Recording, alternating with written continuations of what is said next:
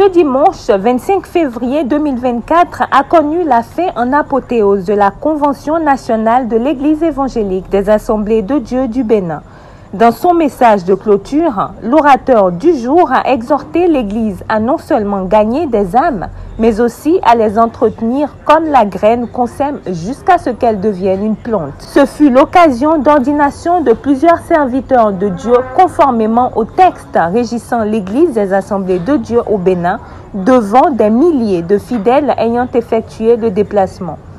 À ce culte dominical, nous étions près de 3700 personnes à prendre part à ce culte sur le site du 75e anniversaire. Chaque année, les différentes promotions des pasteurs au sein de l'Église évangélique des Assemblées de Dieu accèdent à des grades supérieurs.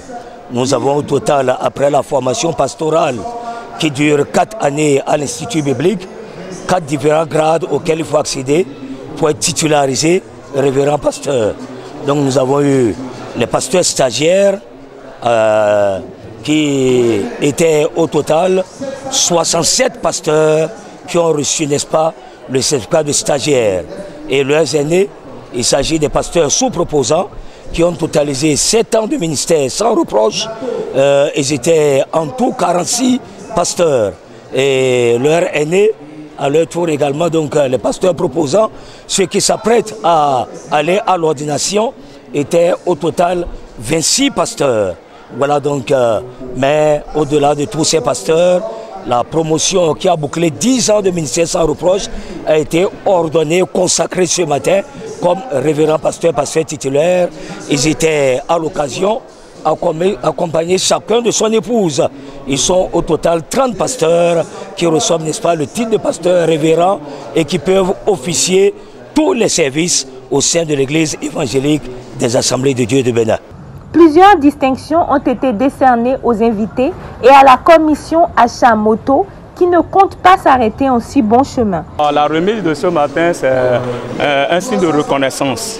Un signe de reconnaissance à l'Éternel et aux dirigeants de l'Église parce que vous aurez constaté qu'ils ont distingué tous les membres de la commission projet achat de moto dont je suis le premier responsable.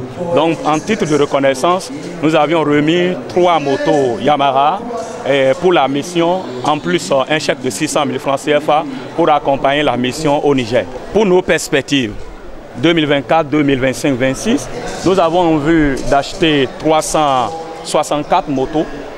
364 motos.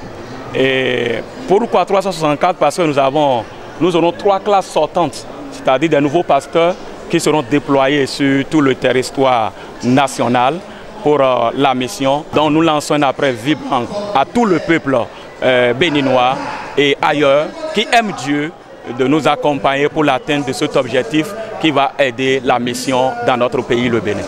Quelques cadres membres de l'Église présents sur les lieux nous donnent leurs impressions. D'abord, mes impressions sont très bonnes par rapport à tout ce qui a été fait jusque-là. Et l'assistance aussi est très bonne. Comme vous le voyez, tout est rempli. Je crois que nous devons être donc tous mobilisés. On doit être mobilisés parce que d'abord, c'est le premier rôle pour un chrétien. Le chrétien, il doit pouvoir participer à l'évangélisation. Et pour nous qui sommes des cadres, nous n'avons pas donc le temps nécessaire pour aller sur le terrain.